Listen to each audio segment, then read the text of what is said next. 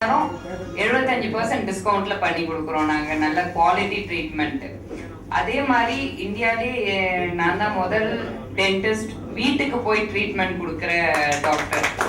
அதாவது நடக்க முடியாம படுக்கையா இருக்கவங்களுக்கு, கேன்சர் பேஷண்ட்டுக்கு, இவங்க எல்லாருக்கும், அதாவது மென்டலி ரிட்டார்டா இருக்கவங்களுக்கு, சீனியர் சிட்டிசன்ஸுக்கு, யாரால கிளினிக் வர முடியலையோ, பல்வழியில கஷ்டப்பட்டுட்டு இருக்காங்களோ அவங்களுக்கு வீட்டுக்கே போய் அஃபோர்டபுள் காஸ்ட்ல பண்ணிட்டு இருக்கேன். இது வரைக்கும் கிட்டத்தட்ட ஒரு 100 பேஷண்ட்ஸ் பார்த்துட்டேன். நான் 3 வருஷமா இதை நான் பண்ணிட்டு இருக்கேன். ஸோ இதுதான் என்னோட இதுக்கு நான் முதல்ல நன்றி சொல்லணும்னு பார்த்தா கடவுளுக்கு நன்றி சொல்லணும். அடுத்து நான் 3 வருஷத்துல ஃபர்ஸ்ட் இயர் எனக்கு கல்யாணம் ஆகலை. அடுத்த 2 இயர்ஸ் எனக்கு கல்யாணம் ஆயிடுச்சு. கல்யாணம் ஆனாலே இப்ப உங்களுக்கு எல்லாருக்குமே தெரியும், பெண்களோட வளர்ச்சி அதோட நின்றுடும்.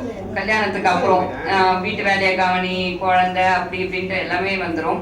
ஆனா எனக்கு அமைஞ்ச ஃபேமிலி ஒரு பெரிய கிஃப்ட்.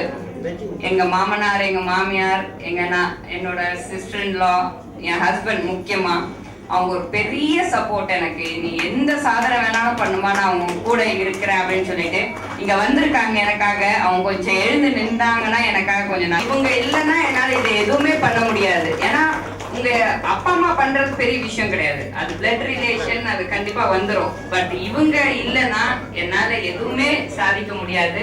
இப்பவும் என்னைக்கும் அவங்களுக்கு இந்த சான்ஸ்ல நான் ரொம்ப ரொம்ப ரொம்ப நன்றி தெரிவிச்சுக்கிறேன்.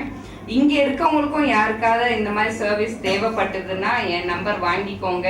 உங்களுக்கு தெரிஞ்ச முடியாதவங்க, முதியோர்கள் யாராவது இருந்தாங்கன்னா கண்டிப்பா கான்டாக்ட் பண்ணுங்க. நான் கண்டிப்பா நல்ல ட்ரீட்மெண்ட் பண்ணி கொடுக்குறேன். எனக்கு இந்த வாய்ப்பு கொடுத்ததுக்கு கோபால் சாருக்கு எல்லாருக்குமே ரொம்ப நன்றி. தேங்க்யூ. மனசு வேதனைப்படாம இருந்திருப்பீங்களான்னு தெரியல. ஒரு சமுதாயம், இளம் சமுதாயம் எப்படி சீரழிஞ்சிட்டு இருக்கு. ஒரு சாஃப்ட்வேர் இன்ஜினியர் கூட, சாஃப்ட்வேர் இன்ஜினியரா வேலை பார்க்கறத விட ஆள் கடத்தல் பண்ணினா சம்பாதிக்கலாம் அப்படிங்கிற ஒரு மெசேஜ் கொடுக்குற ஒரு படத்தை ஒரு சென்சார் எப்படி அலோவ் பண்ணாங்க? இல்ல ஒரு சமுதாயத்தோட கண்ணாடியா, இல்ல சமுதாயத்துக்கு மெசேஜ் சொல்லுதா இப்படித்தான் வாழணும் அப்படிங்கிறத விட எப்படியும் வாழுங்க அப்படின்னு சொல்லிட்டு நம்முடைய முன்னோர்கள் அப்படி சொல்லவே சொல்லல. முதல்ல ஒருத்தர் சொன்னார், சாதனையை பற்றி ஒரு கவிதை படித்தார். சாதனை பற்றி ஒரு கவிதை படித்தார். எவ்வளவு அற்புதமாக சொன்னார். சாதனை என்பது என்ன? பயனுற வாழ்வதே ஒரு சாதனை தான். அதாவது சோதனைங்கிறது என்ன? கஷ்டம். அதாவது there is no gain without pain in life. கஷ்டப்பட்ட ஒழிய நம்மளால யாராலையும் முன்னுக்கு வர முடியாது வாழ்க்கையில. ஏதோ ஒரு கஷ்டம் இல்லாத வாழ்க்கை இல்ல. சோதனையில் கொம்பொடித்து சாதனையாய் நாம் மாற்ற வேதனைகள் நீங்கி எங்கே வெற்றி தரும் காலம் வரும். இது நான் பாண்டிச்சேரி அரவிந்த் அன்னையை பத்தி எழுதின ஒரு பாட்டுல வர வழி. சோ சோதனையில இருக்கிற 8 கொம்பு உடைச்சா சாதனை ஆயிடுது. சரி, ஓகே. அப்புறம் ஐயா சொன்னாங்க எப்படி வாழணும்னு சொல்லிட்டு. எண்ணம், சொல், செயல் 3 ஒரே கோட்ல ஒருத்தருக்கு இருந்தது அப்படின்னா மனசுக்குள்ள விகல்பங்களோ இல்ல ஒரு தகுதித்தமான எண்ணங்களோ இல்லைன்னா நிச்சயமா நோய் வராது. இது என்னால உறுதியா சொல்ல முடியும். ஏன் சொல்றேன்னா, ரொம்ப நல்லவங்களா இருப்பாங்க, சிகரெட் பிடிச்சிருப்பாங்க, 80 வயசுக்கு பிடிச்சிருப்பாங்க, ஹார்ட் அட்டாக் வராது. மெட்ராஸ் சிட்டில எத்தனை பேர் ட்ரிங்க் பண்ணி ஸ்மோக் பண்ணிட்டு இருக்காங்க. எல்லாருக்கும் வியாதி வந்தா ஆஸ்பத்திரி பத்துமா? அப்ப ஏன் வரது இல்ல? அப்ப அதையும் தாண்டி ஏதோ ஒரு சக்தி வேலை செய்யுது. சிகரெட் வேலை செய்யல, சட்ட மாசமே அசம்பிளி அப்படி ஒரு ரூல் வந்தது. சோ எதுக்கு சொல்ல வரேன்னா, தப்பு செய்யறது ரொம்ப ஈஸி, நம்மளுடைய கௌரவத்தை எடுக்கிறது ரொம்ப ஈஸி. பட் இழுக்கு இல்லாம வாழ்றது ஒரு பெரிய கஷ்டம். அது பெரிய கஷ்டமாவும் நினைக்க வேண்டாம். இருக்கிறது ஒத்த குழந்தைய வளர்க்குறீங்க, ஏன் அதுக்கு எல்லா சுகமும் சின்ன வயசுல தரீங்க? எங்க வீட்டு குழந்தைகள் இப்போ சர்ச் பார்க்ல படிச்சாங்க. நம்ம சிஎம் படிச்ச ஸ்கூல்ல சில நாளைக்கு நடத்தி அழிச்சு போவேன், சில நாளைக்கு ஆட்டோ அழிச்சு போவேன், சில நாளைக்கு வரும். நீங்க பாட்டுக்கு பெரிய ராஜா மாதிரி ராணி மாதிரி வளர்த்தீங்கன்னா சமுதாயத்துல நம்ம ராணி இல்ல ஒரு கோடி தான் தெரியதை கெடுத்து up to 5th standard school நடத்தலாம். ஒரு பெரிய ஸ்கூலோட அஃபிலியேட் பண்ணிக்கலாம். அப்போ பெட்ரோல் செலவு கம்மி, அலையிற செலவு கம்மி, குழந்தைக்கு அலைச்சல் கம்மி. ரிட்டையர் ஆன டீச்சர் வச்சு சாயந்தர வேலை குழந்தைகளை மேய்க்க சொன்னா அவங்களுக்கு பாசம், அன்பு, நேசம், நெறி எல்லாம் வளரும். நல்லா யோசனை பண்ணி பாருங்க. ஒரு தெருவுல எத்தனையோ வீடுகள் இருக்கு. நீதியா சார் மேடை ஃபுல்லா வச்சு, அரங்கம் ஃபுல்லா வச்சு நிகழ்ச்சி எப்படி நடத்துறது குழப்பமா இருக்கு. ஏன்னு கேட்டீங்கன்னா, அரங்கத்துலயும் உட்கார இடம் இல்லை, ஃபுல்லாயிடுச்சு. மேடையும் ஃபுல்லாயிடுச்சு. ஒரு லிட்டில் ஒரு எமோஷனல் டென்ஷன் ஆகுது. ஏன்னா நம்ம காக்கூர் பஞ்சாயத்தில் வந்திருக்காரு, ஒன் டே கவுன்சில் வந்திருக்காங்க, நமது ஒரு பிரேம் கணேஷ் வந்திருக்காரு, அவர் பையன் டாக்டர், அவர் கம்ப்யூட்டர் பையன் டாக்டராக படிக்கிற இவங்களாம் சாதனையாளர்கள். நம்ம சைத்தன்யா பரதநாட்டியம் வந்திருக்காங்க, சிதம்பரத்துலேருந்து நம்ம கலைச்செல்வி பரதநாட்டிய டீச்சர் வந்திருக்காங்க.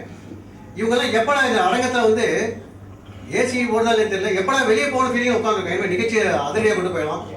இப்பொழுது நிகழ்ச்சிக்கு வந்திருக்கும் நமது நாகராஜ் ஹாஸ்டல் 5 நிமிடங்கள். அடுத்த ஷீல்டு கையில் கொடுத்துடலாம். ஏன்னு கேட்டால் நாகராஜ் ஜோதிடர்.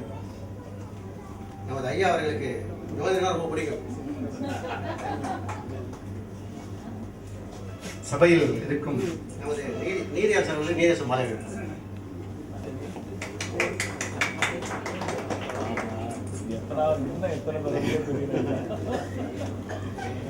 சபையில் இருக்கும் நல்ல ஆன்மாக்களுக்கு என் சந்தோஷமான மாலை வணக்கத்தை தெரிவித்துக் கொள்கிறேன். என்னை இந்த ஜோதிடம் என்பது என்ன என்பதை கொஞ்ச நேரம் நம்ம பேசலாம். அதாவது ஜோதிடர்கள் நிறைய இன்னைக்கு வந்துட்டு இருக்காங்க. இதுல சிஸ்டம்ஸ் நிறைய சிஸ்டம்ஸ் வந்திருக்கு. கேபி சிஸ்டம்ஸ் வந்திருக்கு, சந்திரன் நாடி வந்திருக்கு.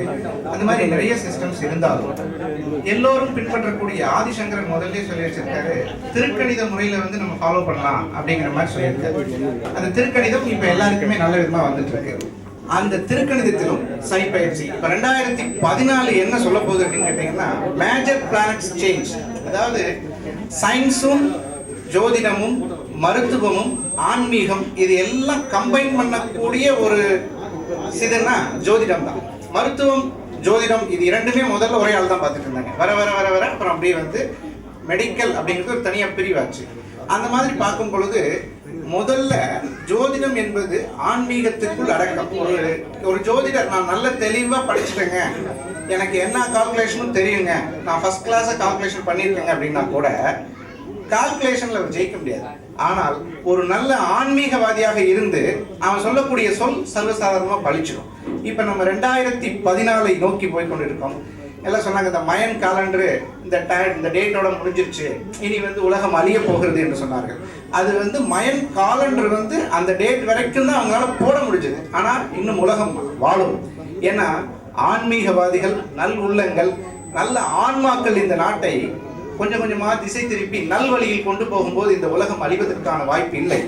ஏன்னா இன்னும் வந்து ஒவ்வொரு நாளும் ஒரு மனிதன் என்ன செய்யணும் அப்படிங்கிறத வந்து பிளான் பண்ணி செய்யறதுக்கான வாய்ப்புகளும் இந்த சந்திரநாடிங்கிற ஒரு மெத்தட் வந்து நாங்கள் இப்போ ஃபாலோ பண்ணிட்டு இருக்கோம். இது வந்து அதிகமாக இப்போ ஃபேமஸ் ஆகலை. சந்திரன்னா என்னங்க அப்படின்னா மனோகாரகன். இங்க இருக்கும் எல்லாருக்கும் தெரியும், மனோகாரகன் சந்திரன். ஒரு நாளில் இப்போ எங்கிட்ட வர கஸ்டமர்ஸ்ட நாம் அந்த அஸ்ட்ராலஜி பேப்பரை வாங்கிட்டு அவங்க எதுவும் பேசக்கூடாது, எதுவுமே சொல்லக்கூடாது. நம்ம தான் எதுக்காக வந்திருக்காங்க அப்படிங்கிறத சொல்லணும்னு ஒரு ஆராய்ச்சியில் நான் ஈடுபட்டேன். அந்த ஆராய்ச்சியின் வெற்றிகரமான முடிவு தான் இந்த சந்திரநாடிங்கிற மெத்தட். அதாவது வந்திருக்கும் நபர் என்ன விதமான சோதனைகளுக்கு ஆட்பட்டு வந்திருக்கிறார். அதே மாதிரி இந்த இரு ஜாதக கூட்டு விளைவு. இன்னைக்கு ரொம்ப வருத்தப்பட வேண்டிய விஷயம் என்னன்னு கேட்டீங்கன்னா, நம்மளுடைய நாட்டில் இந்த டைவர்ஸ் அப்படிங்கிற ஒரு விஷயம் வந்து முதல்லாம் பெரிய வீட்டில் நல்ல குடும்பங்களில் இந்த வார்த்தையை பேசுறதுக்கு வருத்தப்படுவாங்க. ஒன்ஸ் ஒரு தடவை இந்த வார்த்தையை சொல்றதுக்கு வேதனையா இருக்கும். அந்த வார்த்தை சொன்னாலே ஒரு 4-5 நாளைக்கு மனசு வேதனைப்படும். ஆனா இன்னைக்கு ஒரு சின்ன சின்ன விஷயங்களுக்கு கூட இந்த வார்த்தை சரளமா புழங்குது. தேவையில்லை, ஃப்ரெண்ட்ஷிப்ல கூட டைவர்ஸ் வந்துச்சு. மகிழ்வுடன் நான் தெரிவித்துக் கொள்கிறேன். உண்மையிலே கோபாலன் அவர்கள் சரியான நேரத்தில் இந்த விழாவை துவக்கி இருக்கின்றார்கள். நானே ஒரு ஏன்னா நான் எப்ப சரியான நேரத்தில் விழாக்கள் கலந்து கொள்ளும் வழக்கம் உள்ளவன். இருந்தாலும் இந்த விழாக்கு நான் உடனடியாக சரியான நேரத்தில் வர இயலவில்லை. ஆகவே இந்த விழா ஒரு அற்புதமான விழா. அதுவும் தமிழுக்கும் நல்லுலக்கும் போட்டுகின்ற வகையிலே சிறப்பான பல விருதுகளை வழங்கி எல்லா நீதியான முன்னிட்ட மேடையில் திரைப்படத்தை இவ்வளவு சரியான நேரத்தில் துவக்கி இருக்கின்ற ஐயா கோபால் அவர்கள் எவ்வளவு பாராட்டலாம் தகும் என்ற வகையிலே எல்லா lion Mrs Premavathi best social service teacher குது லைன் பிரேமாவதி வாங்க மேடம் ப்ளீஸ். நீங்க போடுங்க. என்ன இங்க பாருங்க, போடுங்க நீங்க பாருங்க. வி சுகுமார் சபதி இங்க பாருங்க, இங்க பாருங்க, இங்க பாருங்க சார், இங்க பாருங்க, இங்க பாருங்க, வாமா இங்க. லைன் கே ராஜேந்திரன் பிஏ ஆன்மீக கலை திலகம் வாங்க மயிலாப்பூர். கே பாலாஜி வந்திருக்காருங்களா? சபதி சிற்பக்கலை அரசன் மாமல்லபுரம். ஷோபிகா ஷோபிகா ஷோபிகா வாங்க.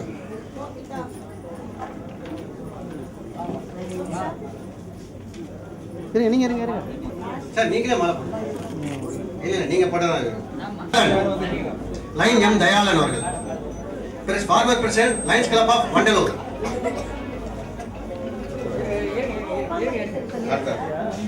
வராங்க சொல்றாங்க மேடம். இப்படி வாங்க சார், இப்படி வாங்க.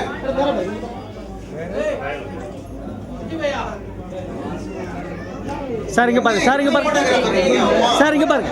இருந்தவங்களோட போட்டோ பேர் இருக்கீங்க. தயாளன் தயாளன் நாதஸ்வரி சீத்துல கும்பகோணம் பேரு தயாளன் சார். வாங்க நீங்க அப்படியே இருங்க. சார் இங்க பாருங்க. மிஸ்டர் சி தினேஷ் நாதஸ்வரி மிஸ்டர் சுவாமி பூபதி எம்ஏ பெஸ்ட் அரசியல் ரத்னம் கும்பகோணம். சுவாமி பூபதி.